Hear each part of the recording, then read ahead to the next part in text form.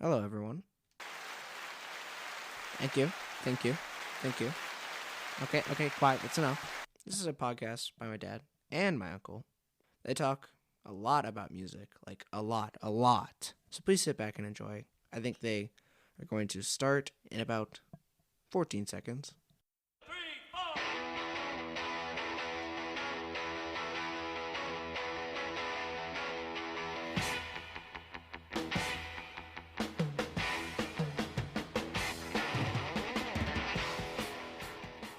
Hi there, and welcome to another edition of BG's Broken Records. My name is Bob, and my cohort, his name is... I'm Gare. And Gare. So today we are trying to get into the 21st century. Is it the 21st century? Yes. Yes. We're trying to get into the 21st century by talking about technology and music. This is episode 20. We're starting something new. I was with a friend the other day. I was standing in a pub in London called the Washington, which has Timothy Taylor landlord hand-pulled beer on tap. And if you can get it, it's delicious. But I got there first and I had to get a Camden Hells instead. Okay, I digress.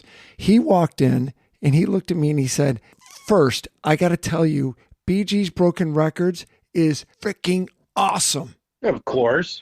First thing he said to me, he's like, "I love it. I love when you shout out to the people that you know, like walking my dog through Hampstead Heath.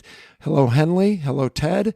And you mentioned to me, what was the story about Willie and JW yesterday? Oh, just that these are two brothers that Bob and I know and couldn't be laughing any harder with our podcast. But then again, they know a lot of the backstory because we've known them for Forever. 30, 40 years. Yeah. Forever. And, we've only had a couple of beers with those guys. Oh my God, some of the stories. So Ted said, "Hey, this thing is awesome. You got to keep it going. Maybe kind of taper down the lists and just have a discussion." So my thought today was to do a little technology thing. So I absolutely refused to sit in the same room with Garrett, even though I love it and I can hear what he's doing. What are you doing in the background there? Sorry, just getting my chair situated. I got a lot of canaries in that chair. Oh my goodness, man! Get some WD-40 on that thing. Okay, These are still your old chairs in my kitchen. Oh, those metal ones? Yeah, they're as loud can be. I won't move around anymore. Thank you, Merv Hayes. Sorry, I'll have to snip out the last name. So I watched a video the other day on YouTube. The gentleman's name is Rick Beato. Have you ever seen any of his stuff, Gare? I have not. Okay, so Rick Beato is a musician, a very talented musician, former producer, but I think a lot of people in the music business know him because he does great videos. He does a video series called What Makes a Song Great, and he will tear apart a song and just go over the bass and the vocals and the chord structure and the sus9s and all this. If you don't play, you're going to get bored. But if you do play, it's absolutely fantastic. But he also did something about technology and streaming in music. And I found that just fascinating. And what I found fascinating is somewhere between episode 1 and 10, Gare, you and I talked about bands. And Queen kept coming up, right? Sure. What was it, 8 nights out of 10 at the O2 in London? And they've got the drummer and the guitar player. It just blows me away. So Rick Beato talks about how they've got 3 songs that are over 1 billion. That's 1 billion, not a million, 1 billion plays on Spotify. That's just Spotify. That doesn't include Apple Music, Amazon, and Russian websites. And Russian websites? And Russian websites where you can download stuff illegally. Comrade. How do you think I got that Pat Travers album, Don't Feed the Alligators? Well, the Ruskies, of course. Oh, of course. If it wasn't them, you'd go to the Chinese. Well, somebody, but it was hard to find, but I found it. So hold on, I'm gonna push pause for a second. Okay, so that was the end of the intermission. We had to have a little behind the scenes talk there. Well, we did. A little powwow. We had to, exactly. We had to have a little, say that? Well, because this one's totally ad lib. Garrett didn't even know we were doing this, but then we were chatting through the mic. Being the true professional I am, who's going to have business ready to go always. Who's going to have BG's Broken Records business cards pretty soon. Can't wait. Oh my Can't God. wait. They're going to be here in a couple weeks. So Rick Beato was talking about 1 billion streams in the bands. Gary, do you want to touch on any of these? You made a great comment a Sure. second ago. But the comment I had was it's 2022, and when you look at this list, 1 through 17, the years are 75 to 91, but really the majority of it is 75 to say 83, 2, 3. Yeah. And and this is just my opinion. There's a ton of great music out there, but you got to really hunt for it these days. Well, but and that's me, the old guy. Sure. I'm sure. Good. So, We'll touch on that in a second. But so I'm going to read this thing. This is from guitar.com. Spotify has over 300 songs that have reached over 1 billion streams, but only 17 of them are over 30 years old. The platform's most streamed song is an Ed Sheeran pop hit, Shape of You, at 3.23 billion plays. Billion plays. And the oldest song in the countdown of tracks, older than 30, is also the one with the most streams, which is Queen's Bohemian Rhapsody, which is just an RCH under 2 billion plays. So then it said, aside from Aha's Take On Me, which when it first came out, I would vomit when I'd listen to it. Nowadays, Gare, hate to say it, hey, I'll let it go in the background. sure. You know? Of course. We've mellowed with age. Sure. I don't know about that. Well, we just got through that political cycle, so holy moly. So it said these songs are more reliant on distorted guitars and funked up bass. So here's the list. So in the top 10, you've got 3 Queen songs. Bohemian Rhapsody, 75. Queen, Don't Stop Me Now, 78. And another one, Bites of Dust, 1980, which was the Detroit Lions theme song up through Game 5 of their 1980 football season, and then they shit the bed. Do you remember that? Yes, I do. Absolutely. With Billy Sims? Billy Sims, yeah. And yeah, you're right. It was, everybody went bananas because they won, we just said 4 in a row? 4 in a row, and then they dropped 4 their in a 5th. row, and they were going insane, and it's like, really? Okay. John V out in Manhattan Beach made the funniest comment about the Detroit Lions playbook in 1980. Sims left, Sims right, Sims up the middle, Scladini punt. That was their playbook. Say that 3 times fast. No, you can't. Need a punt. Well, that's like Oberthauser, Selheim, Von, whatever. Okay, so I want a T-shirt made of that. God, that would I'll get my guy to make one. Okay, so I want a T-shirt. Yep. The Eagles, Hotel California number 2, Fleetwood Mac Dreams number 3, Earth, Wind and Fire, September 1978, number 5. Then Queen, then AC/DC drops in with Back in Black in 1980. Just such a great album, start to finish. Don't Stop Believin' by Journey, 81. Toto Africa, 82. Number 9. Billie Jean, Michael Jackson, number 10. Queen's back in there with Bowie, Under Pressure, at number 11.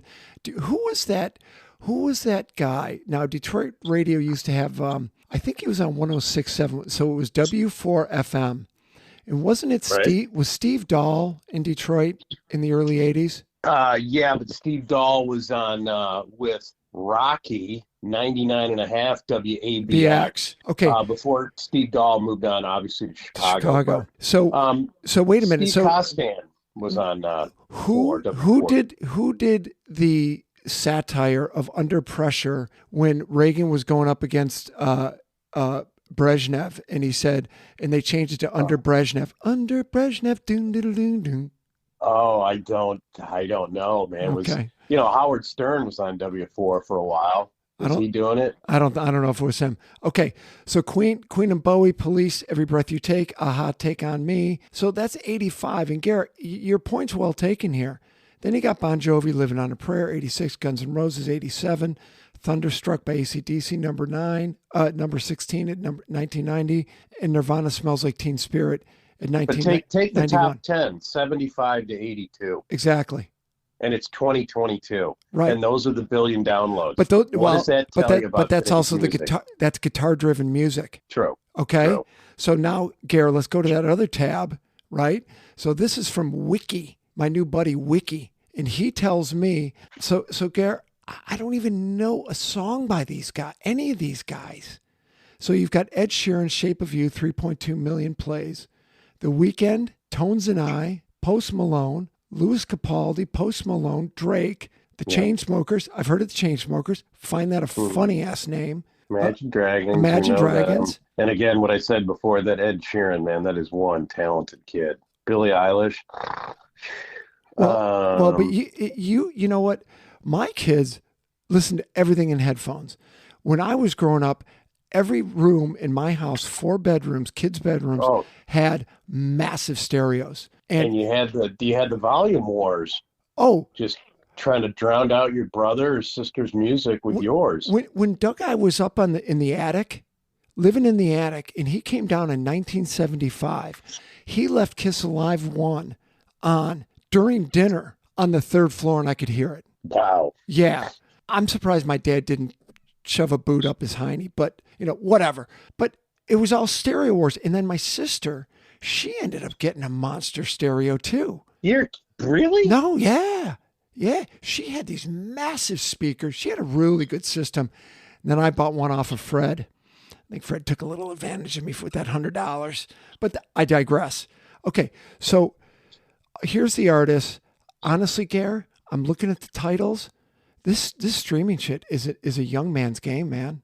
Well, it used to be albums sold. Now it's downloads, which that's been the biggest game changer. But Neil Young was just on Howard this week, and it's just like there's no music industry anymore. It's the Wild West, and we've talked about it, Bob, forever. It's great because it has put a lot of almost 100% control into the artist's hands. But at the same time, there's not the distribution network. You can't have the mega stars in music that you once had. Sure. But don't you? Because I'm looking at number 25, the Chainsmokers and Coldplay. I mean, isn't Coldplay like it? Aren't they kind of the shit? Or are people tired of those guys? They're kind of the shit, man. I probably saw them 8 years ago with Pammy at the Old Palace. Unbelievable, the show. It's not really my gig, but they put on a great show. And again, we're old. I mean, look at Lizzo, and I think she's from Detroit, actually. Who? Kendrick Lamar, Bieber's still in it. And Bieber's getting to be an old boy. I mean, look at this. November 9th, 2015, Justin Bieber, Love Yourself, 1.9 billion plays. But so Garrett, so going back to that first list we had, Bohemian Rhapsody, which is the number one downloaded song over 30 years by a guitar-driven band, drops in at number 24 of all time. So it goes from 1 to 24 when you put in 2 stipulations: age and method of making the music. So my question is, these guys, Post Malone, I mean, I don't know what type of music. Drake, I know that's all going to be studio tricks. I think Chainsmokers are all studio guys. Well, and you get back to... I do like the Chainsmokers name. I think that's freaking hilarious.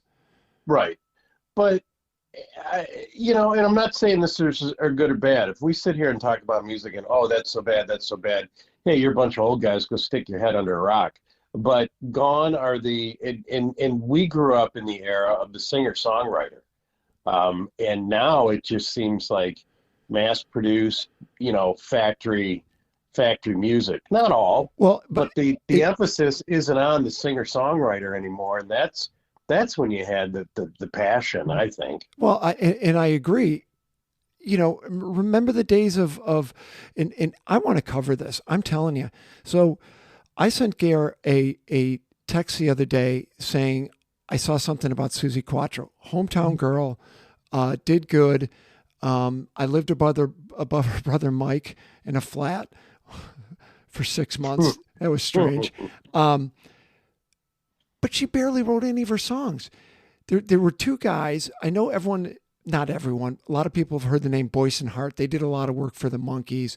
Everyone knows Neil Diamond wrote for the Monkees. Carole King wrote for the Monkees. But there were 2 guys named Chin and Chapman, Chinn and Chapman. And they did a lot of the sweet songs, a lot of the Suzi Quatro songs. They were a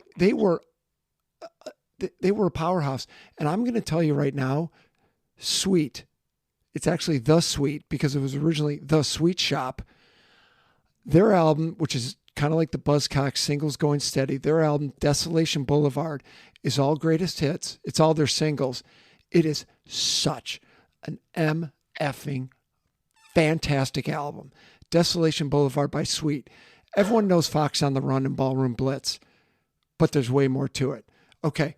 But well, and hey, you know, pop music back in the, you know, 60s, 70s to this day, you know, Justin Bieber's not writing his own tunes. I mean, they've had it forever.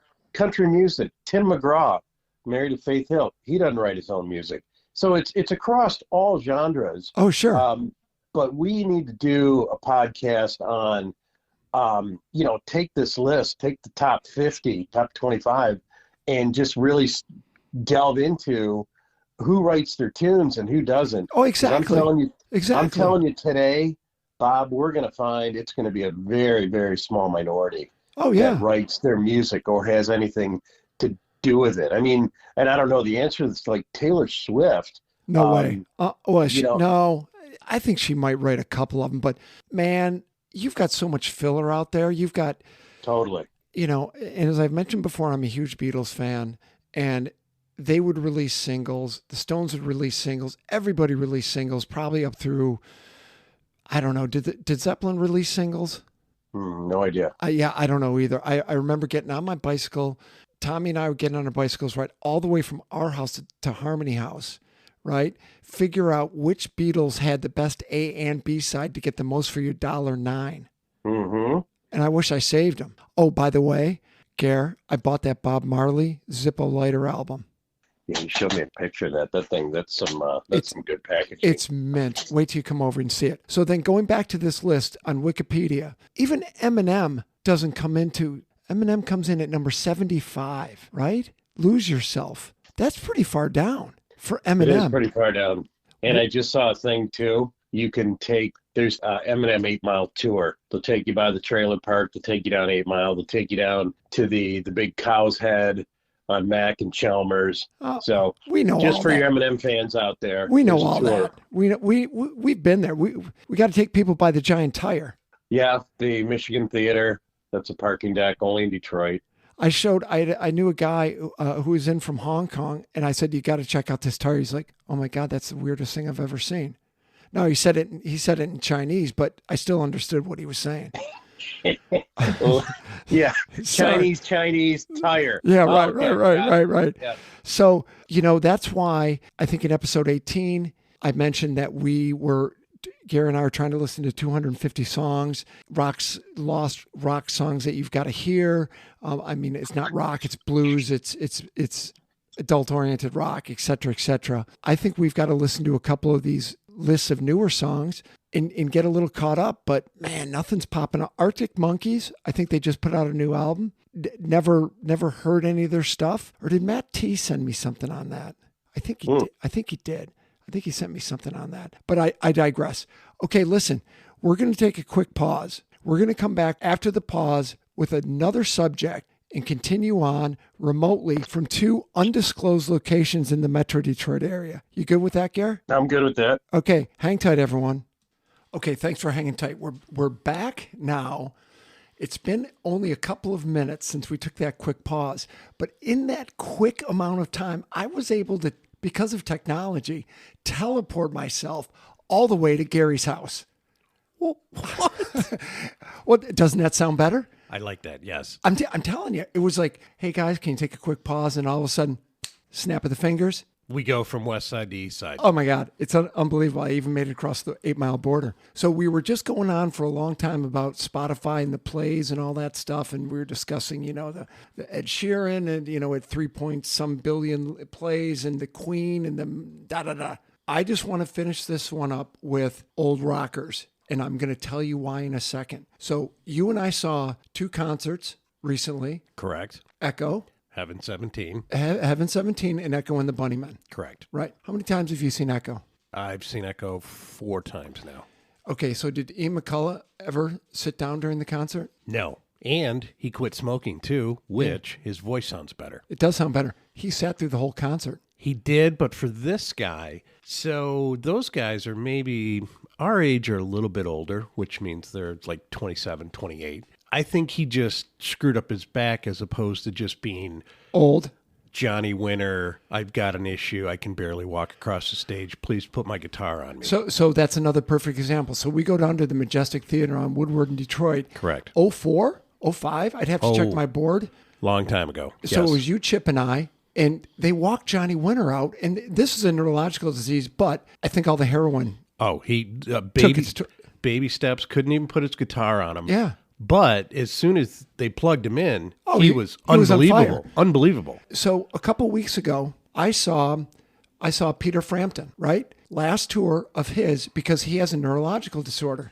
Keeps getting worse from what I read. Yeah. Did you read the article? Yes. Yeah. They basically, same thing, walked him out onto stage, sat him on a chair. Everybody in the band sat. Oh, Phil Collins. Phil Collins. Last tour, could barely even walk out on the stage. Yeah. Was in an office chair Yeah. the whole show. Yeah. Voice sounded good. I went to YouTube, listened to it, but kind of sad when your heroes are just sitting. Exactly. So Frampton, guitar work was great. Stories were great. Great storyteller. Singing was great. And I'm curious if the keyboardist who replaced, I think the guy's name was Bob May, who passed away, and these guys were like brothers. So the keyboardist, his hair didn't move the whole concert. It was so glued down. No, seriously. Kevin DeBro, snap on hair. I'm telling you, I looked over at my buddy. I'm like, his hair hasn't moved. It's been 45 minutes.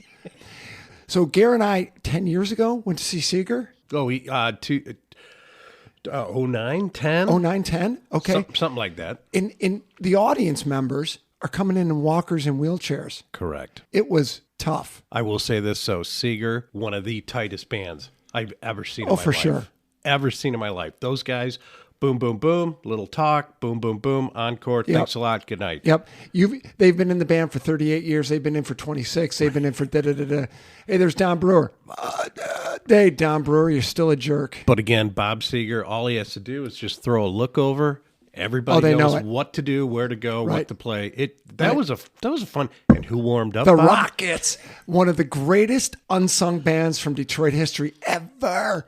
We're getting older. The musicians are getting older. Ian Hunter, who I absolutely adore, pick up his last 5 solo albums, people. It's awesome. He's 82. He's 82. He can't tour because he can't hear anymore. Bummer. They're great shows. So here's what I think, going back to the technology. We talked about all the Spotify streams and how that's changed the record industry. Gare, look at this is the latest issue of Record Collector Magazine. Look at this. I know. You go ahead and say it. Okay, but folks.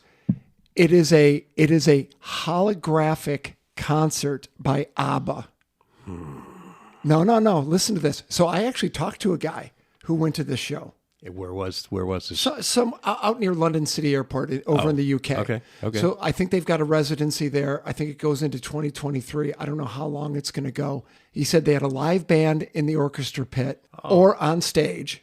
Oh, okay. No, it wasn't just all movie. Thank you. But these ABBA put on those 3D suits that go in front of green screens, did all their shtick. It got right. recorded. Interesting. Okay, so here's what I'm thinking.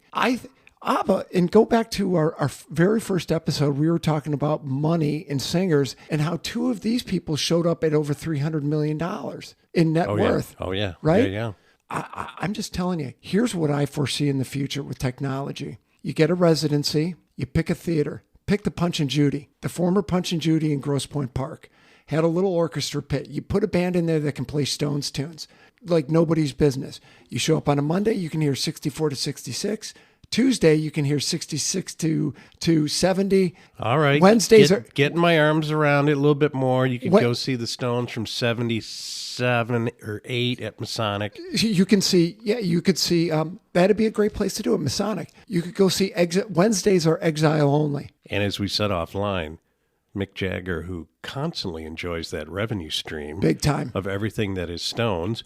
And you just said an interesting thing, too. Shit, who's going to be the first one to do this? We forgot. Haim. Oh, Kiss. Kiss, for sure. For sure they're going to do this. What are you doing? I'll bankroll that. I don't have to put the makeup on? Paul, anymore? meet me down at the studio. We got to stand in front of a green screen. What are we doing? Just get down there. Okay, sure. Barry Oh, for Fires. sure. Oh, Oh, hey. hello? Hey, Hello? you know, that is our guest that's calling in right now. We have a guest. So people, we're going to finish up right now because our guest is calling in. But here's the deal. Technology has changed music like you wouldn't believe. And I think the next big thing is holographic concerts. We've come a long way since Napster. That's all I'm going to say. Oh, shit. I hope Lars isn't going to be pissed about this one. Eddie Vedder. Folks- Oh, no, that was Ticketmaster. Sorry. Folks, we're going to take off. We'll be back in a week. Thanks for hanging tight with us. That's all I've got. See you. See you. Bye. I like that. We can